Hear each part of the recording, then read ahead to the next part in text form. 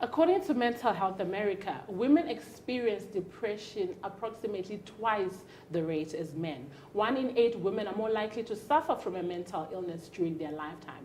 Another alarming statistic is that although men are more likely to die of suicide, women are reported as attempting suicide twice as often as men. This has prompted us to have a discussion on mental health and women on this week's Girls Table. My name is Hlengiwe Mtetwa. As usual, I'm not alone, and joining me today is Zenani and Nompilo. And I'll ask you ladies to introduce yourself. Thank you so much for joining us. Thank you. So my name is Zenani Masuku. I am a mental health advocate, lifestyle coach, and a development practitioner. So what I do is I do a lot of programs around mental health literacy. With the aid of our organization, we do a lot of support groups to try and prevent suicide and to reduce the impacts of anxiety and depression. All right. Okay.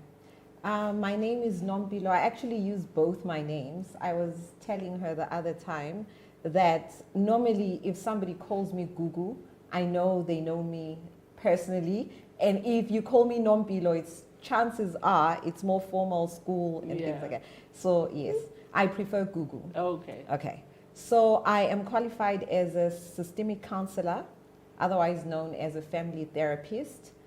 I also run an organization called Pickled that offers psychosocial support. We offer direct therapeutic services, which is the one-on-one counseling, as well as, like I said, psychosocial programs at schools, children's homes, or wherever we are. All right, so thank you once again, ladies, for joining us. So before we get into mental health women in our country, the stats that I just said out at the beginning, it seems like as women are just predisposed to some kind of mental issue. What do you have to say about that? Okay, so with mental health, there's usually 3 issues at play when I do my assessments. And for women, like we're pretty much ticking all the boxes. Yeah. So you look at your heart conditions, which is you're dealing with like unforgiveness and things like that. Like when somebody comes to you with a mental health issue, you want to check what's going on in their heart. That's the first thing. Then you issues. That's why I said women, we're ticking off. So light bulb. So you're looking at the, menstruation, and then for the older women, you're looking at more like your menopause, and then obviously there's the more the chemical imbalances in your brain. So women, we are really at a higher risk if we're not careful. So seeing that we are at a higher risk of suffering from a mental illness, are we informed enough then about mental health issues? You spoke about mental health literacy. Are women, especially in our society, informed about mental health? I don't think so, because we have grown up having to understand mental health with bias. We know it as if you have a mental health problem, you're either demonic possessed, you are either suffering from a trauma that maybe not a lot of people would want to associate themselves with, or it always has a negative narrative behind it. If you talk mental health, the first thought is engutsheni. We don't think, okay, so is it mild? Is it severe? Is it something that you can deal with? Because there's very little knowledge on what mental health is, and because people think mental health is one thing, it's actually a broad thing. And because they don't understand that there are a lot of subtopics under mental health, they ultimately think if someone ever heard written have a mental health problem, ultimately ngiyahlan, which is not you ultimately the case. go to Wuhan. Exactly. All right, so maybe before we go to mental illnesses, what is the mentally healthy? I don't know whether there's a term like that. What does a mentally healthy person look like? Okay. So mental health is generally, it's not the absence of a mental health disorder, but it's somebody that has a well-balanced sense of well-being, self-esteem, and confidence. So that's how you know that this person is mentally healthy. Also, according to WHO, it says that if you're mentally healthy, you're able to handle the normal life stresses, and you're able to subdivide between a severe case and a non-severe case. Like right now, if I come and I your response could be, man, I don't have to like deal with them.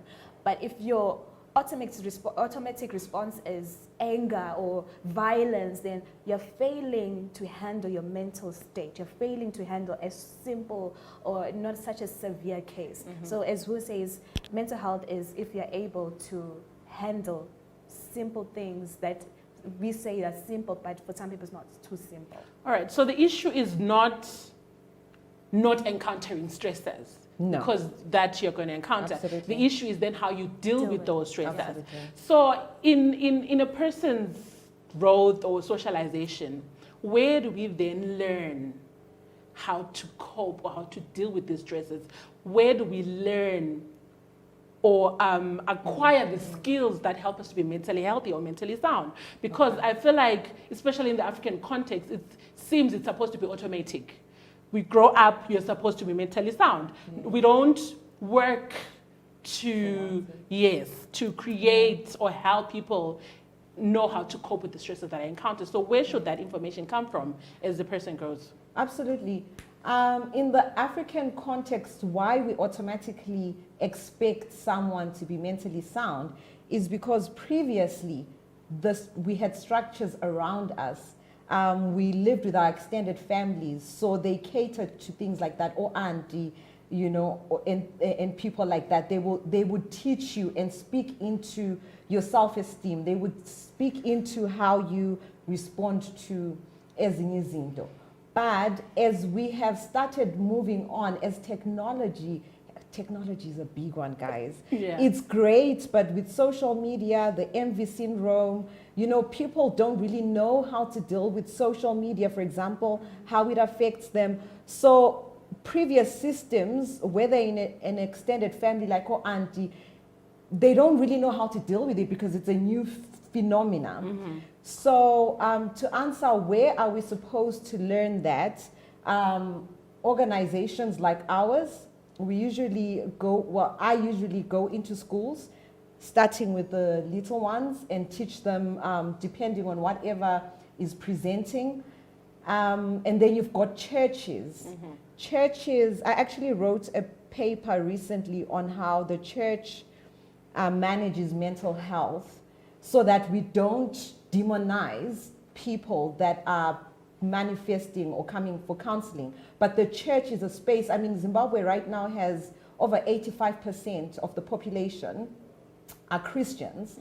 So which means that the church needs to do something, and they have to actually equip themselves. So those are the spaces, your schools, churches, and generally personal development as people. Let's try and learn more about all of these things. All of these. Yeah. So you speak about organizations like yours, you speak about churches. Do you think, though, that as society, there's more that needs to happen in terms of enlightenment and awareness of mental health issues? And I'm talking at the most basic level, the home. Do you think parents, guardians know about the importance or the role that they play in promoting the mental health of those around them? I don't think so. So, okay, as an organization, we are starting a program soon on parenting. So there's an issue on vuzu parties that we have right now. And what parents don't know is that a lot of times when youth go and drink or smoke, it's because they are venting, it's their unhealthy means of coping, and it's their way of crying out for help. They're seeking for attention. But as parents, because we have parents who have been socialized on being aggressive and rough towards kids, they don't think of sitting down with their child and saying, what's wrong? Talk to me, right? And they lack the skill of listening. Because already we have this thing whereby as parents, you hear your parent wants to hear, and you got a sentence, immediately, no, but you need to pray, my child, pray. Or you need to do this, you can't do that. You'll go to hell if you do this. Or what do you think society will think? You have not let the child finish their sentence or their story or how they feel. You have not let them talk to you about the solutions they think are best for them. You haven't hugged your child. There's a lot of homes have no culture of hugging, just hugging your child. That hug, you know, as babies, we have learned the culture of hugging as comfort. People don't realize that even as adults, we want that comfort, just to hug. Listen to me. After you listen to me, hug me, reassure me. It's going to be all right. Don't give me your opinion. Don't give me your advice. Listen to me and just tell me it's going to be all right. That's what parents, I feel like, are lacking, the skill of learning to reach out to their children. Immediately, they're so judgmental and critical. They don't see behind the veil of the aggressiveness that kids are going through. So it's just, I think it's a matter of parents learning that skill. Yeah. All right. But also, if I can speak into that, there's another, I mean, we're in Zimbabwe, if I can bring it home. There's the element of parents know, but they just don't have the time, they don't have the energy to be able to deal with or speak into things like that. So when a child, for example, in a home is presenting with something, umama like at work, ule stress sack. You understand? And then there's this, I was reading a paper from an Australian university. There's a new branch of study called nutritional psychiatry. So where they were making the correlation between the foods that we eat and our mental health. Now, in Zimbabwe, we know the economic situation that's going on. Our foods are heavy with starch or red meats and things like that. That plays into our hormones, ladies. And, you know, so parents know, but they are just not supported enough to rest so that they can support abanye abantu. Yeah. So it becomes really complicated. And as she was speaking, I remember seeing a tweet here, this child who says they sent their mom a message that said, I love you, like, what do you must need something, because the culture of love and hugging and kissing is not there, like in our families. But do we blame them, seeing that they were not taught as well how to be loving and how to be intimate and so forth? And then how then do we expect them to nurture mentally healthy children when they didn't get the same nurturing? And then how do we then bridge that gap, seeing that everybody is coming from a place of misinformation or lack of information, so to speak? You know, I don't want to say that there's a culture of not hugging and all of that. I mean, someone would have to research that. To be quite honest, my experience is whether Ogogo, Echolocho, or wherever, my experience, what I've seen, is really loving family. So where there is a disconnect, my instincts would now be to obviously assess, looking for mental health issues, looking at the personality of a person.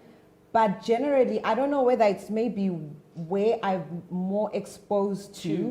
Exposure. But I mean, the love and all of that, it's a culture. Ungabona umuntu engayenzi njalo. It's maybe you're looking at step parenting, you're looking at, you know, abantu who are very depressed, or you're looking at personalities that are not naturally expressive. So I would be very cautious to say that. I guess, like you're saying, it's about personal experiences, about exposure as well, because I, for one, know of people that, for example, your father comes home from work, everyone is going into their rooms because you can't breathe the same air with your father. And the only way that you know that your mother loves you is because they pay your fees and buy you clothes. But that close heart-to-heart and open communication between parents and their kids, well, so like you're saying, maybe it's about experiences and exposure. So mental health or mental illnesses is a broad spectrum. So I want you guys briefly to just enlighten us of the few mental illnesses or mental health issues that people can experience or can be exposed to. Oh, the very common ones are depression and anxiety. And under anxiety, there are a lot of other subtopics on anxiety. There's the panic disorders, there are social anxieties, there are eating disorders that come from anxiety. So Yeah, those are the most two common ones that are there in Zim. But of course, there's bipolar, there's schizophrenics. Okay, for some who don't know what that is, a bipolar, someone who has extreme mood swings. So there are a lot of these different types of mental health illnesses. And for you to be able to realize that you probably are facing some type of a mental illness, there are like common signs as well. Like, okay, before we go there, okay, does a mentally ill person know that they're mentally ill?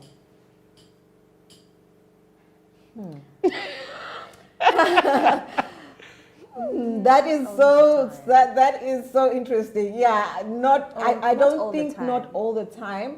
It depends when this illness manifested in the person's life, at what stage. I mean, now vele ukule, for example, with schizophrenia or with autism, that is your reality. And you don't know anything outside of that. You don't know anything outside of that. If you have grown up in an angry family set up and you think that is normal and you're just out there, you don't know that, look, you're actually dealing well, you're dealing with something there. But usually for the most part, you know yourself, you know your character, you know what's out of character. So when a trigger comes in, you're like, wait a minute, why am I feeling like this? But it's at this point, usually people need to get help. They don't get help. If your foot is sore, and normally your foot is not sore, you go to the doctor or you go to the clinic. But now, emotionally or mentally, when someone feels like something is off here, we sit with it and it grows. But people need to now go see a therapist and because which is the whole topic on its own. Absolutely. Because like people in therapy, it's like, I'm not telling anybody my business. The reason why I ask whether a mental ill person knows that they're mentally ill is because I'm looking at an illness like bipolar. You hear somebody say, "Ulama mood swings, 1 minute she's, or mina vele nginjalo," but when do you then get to the point where you can see that this is an issue and this is not just your character? Because you find people say, "Mina vele nginjalo, mina vele kangiqalwa," but maybe there's something wrong. So how can people, can you diagnose a mental illness, and how can you do that? You mean, okay, as individuals like me Nalawe, so can you diagnose me? Is that your question? No, can you self-diagnose? Can I answer Yes, you this can. one? Yeah, okay. Well, you Yes. can, but Okay, so it depends. You mentioned bipolar. Yeah. Bipolar, normally they know something is wrong. They do. Because manic episodes. Like you from 1 minute to tabile, 1 minute, they know. And they'll be like, nginjalo. Even the people around us be like, "Ulama mood swings," No. or maybe, okay, let me let you talk. No, you understand. So with bipolar, you know something is wrong because how can, one time in jail, how come you so? And also sometimes you look at how other people are and you're like, but why am I not like that? Then when it comes to diagnosing or diagnosis, there are mental health screening processes that, obviously that I do with Abantu. I know that you can take some self-tests, but I generally don't advise that because then you don't know what to do with yourself or what to do with the information after you've... All right. So with issues like maybe cervical cancer or anything, you're told you should visit the doctor maybe 2 times a year, the dentist. But with mental health, are people encouraged to... You get my question? Yes. Do you have to wait until something is wrong for you to go and see somebody to see if everything is okay upstairs? Because I feel like we just live through life, but you don't take time to say, let me just go and see if everything is okay upstairs. It's, to answer the previous question, like depression, you're a bubbly person. All of a sudden, you are just quiet. you are an outgoing person, all of a sudden you don't feel like going outside. You're sleeping more often than usual. You're eating less, you're eating more. That to you is something is wrong with me. And you know, unfortunately now we are Google maniacs in that we Google everything, including our symptoms and whatnot. So I believe that a lot of people now know how to find out if they are okay or not.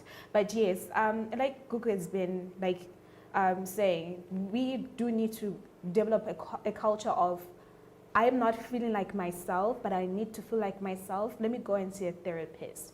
And unfortunately, because of the narrative around therapists and going for therapy sessions, people have a wrong idea about it. People think, I've heard a lot of people say, no, I'm not going to go and sit down and start talking about my feelings. I'm not very good at opening up. I'm not very good at talking about my life.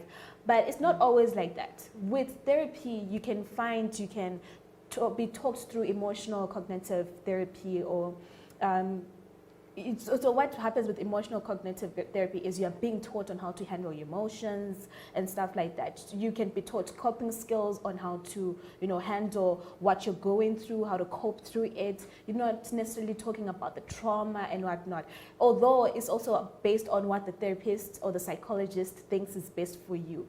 But also, it's like you go to the doctor.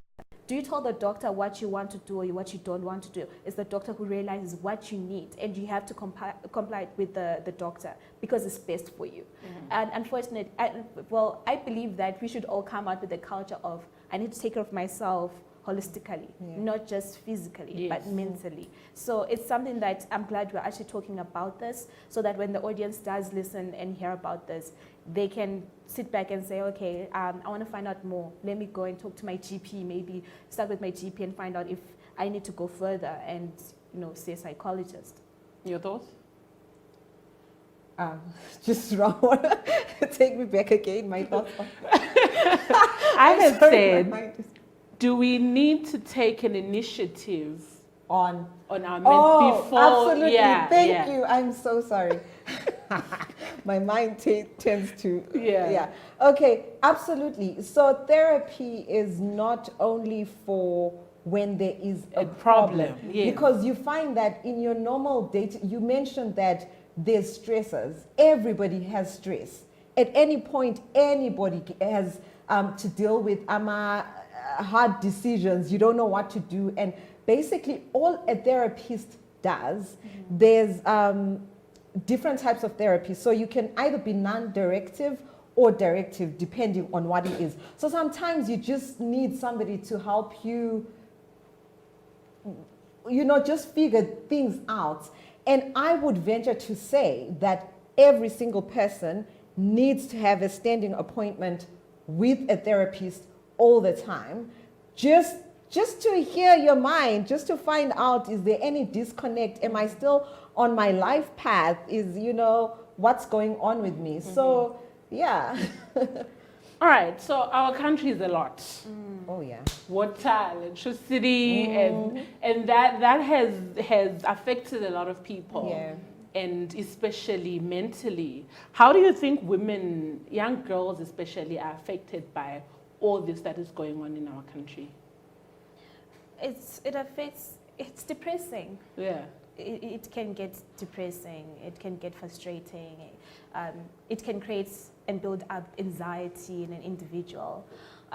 You know, as young girls, you know, our hygiene means a lot to us. Imagine there's no water for 8 days and your menstruation, and you need to, you know, and there's no water. What do you do? And you know what? See, I have to be at school. And I need to be at school. Look at the A-level students, the O-level students. That builds depression. You have the pressure of, you know, I need to study. If I don't study, if I don't go to school, then I'm not going to make it. So that does create a mental, an unhealthy mental state. So yeah, it's.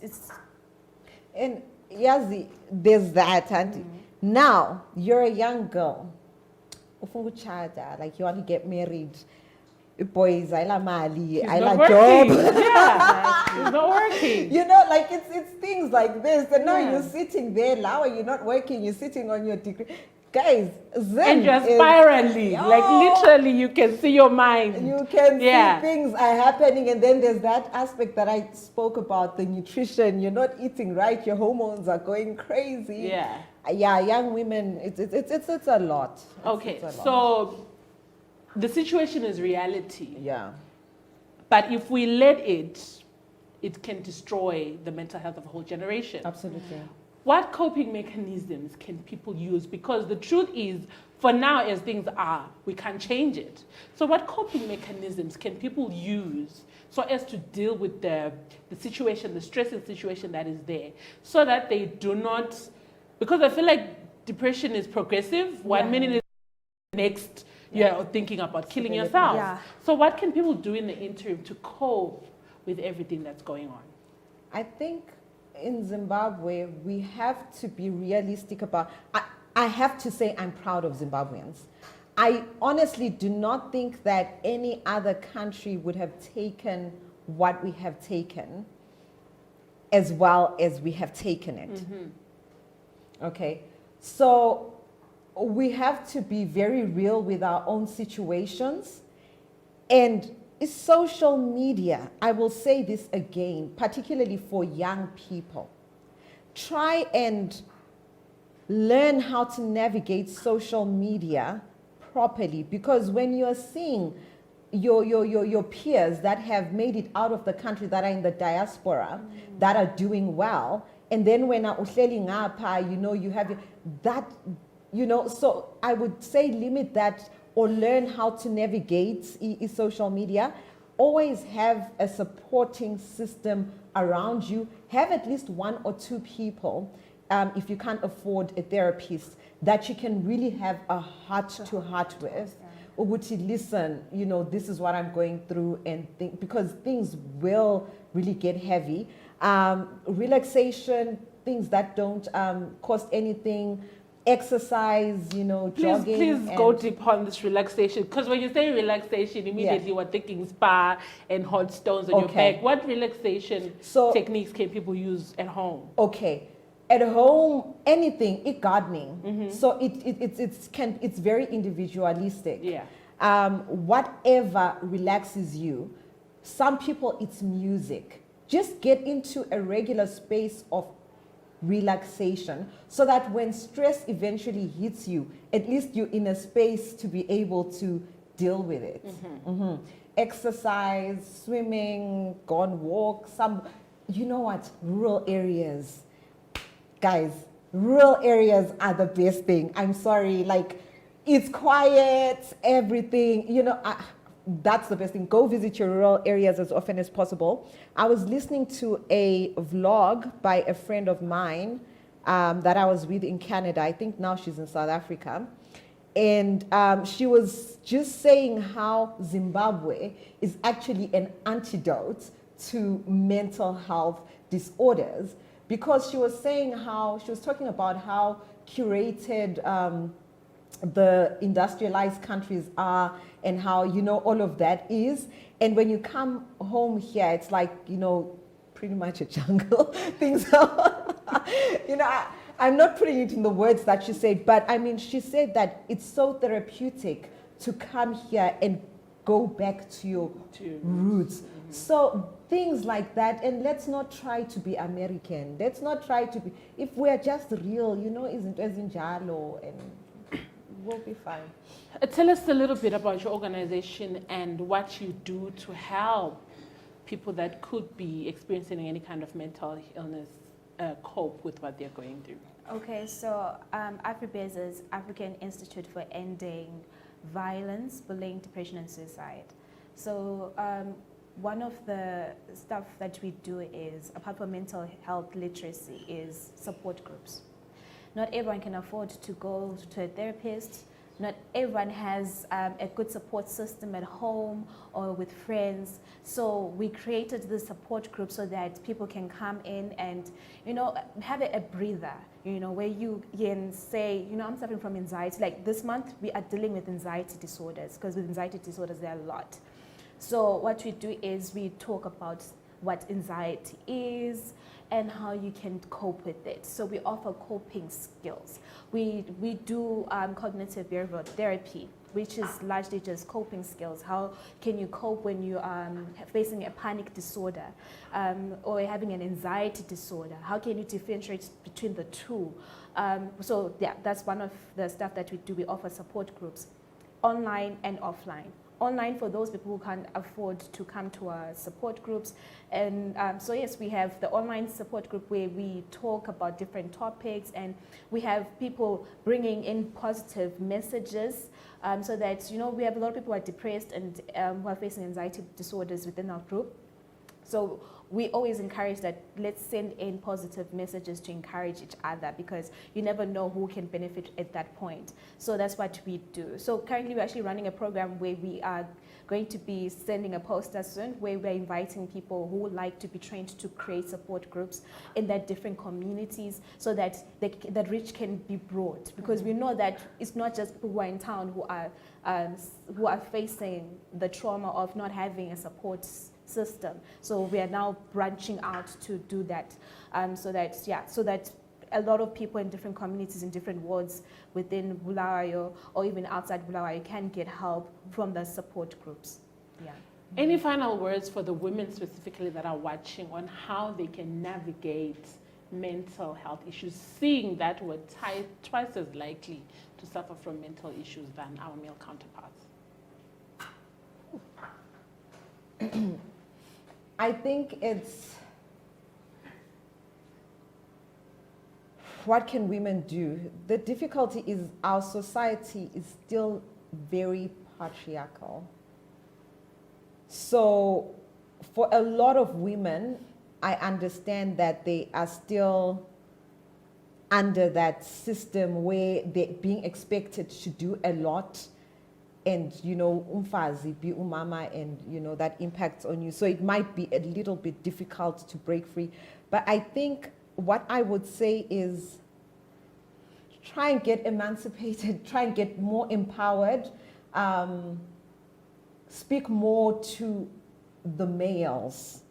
I think, okay, women do not exist in a vacuum. And I'm saying that right now our society is patriarchal. But when you speak to a lot of men, particularly the younger generation, they care about women. They care about us.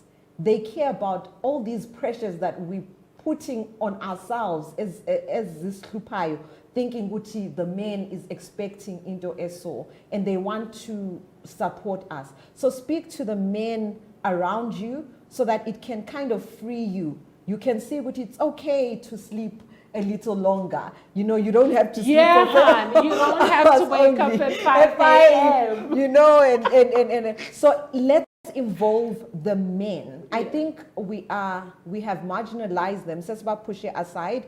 Let's bring them in. They care about us. Let them understand what we are going through.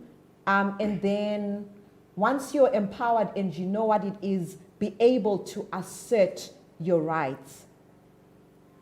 You know, I'm not saying don't be a good wife, don't be a good, you know, usurp authority and all of that.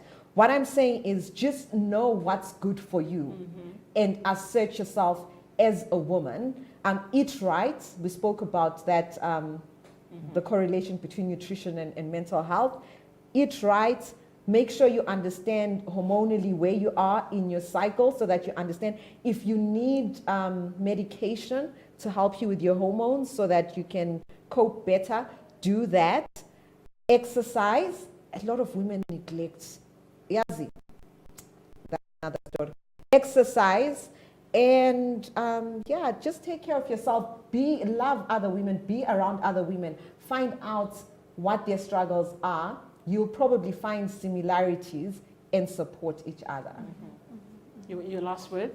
To the woman out there who is facing a challenge or has gone through a traumatic event and they are failing to pick themselves up, please write this down if you're listening, and write those questions down and answer them for yourselves. Firstly, what happened? Write it down, what happened. what did it cost you? What did you learn? And how can you avoid it in the future? It's important to realize that when we face so many traumatic events, especially here in Zim because of what's happening, you know, some women are forced to be prostitutes because, you know, to move into prostitution because of lack of money. Some women are abused at home because of the frustrations their husbands face. Some women are frustrated because, you know, they can't finish up with school because of lack of finances. But at the end of the day, you need to realize that you are doing your best and you need to do your best, but don't give up on yourself. This here and now is not the end. There is a tomorrow.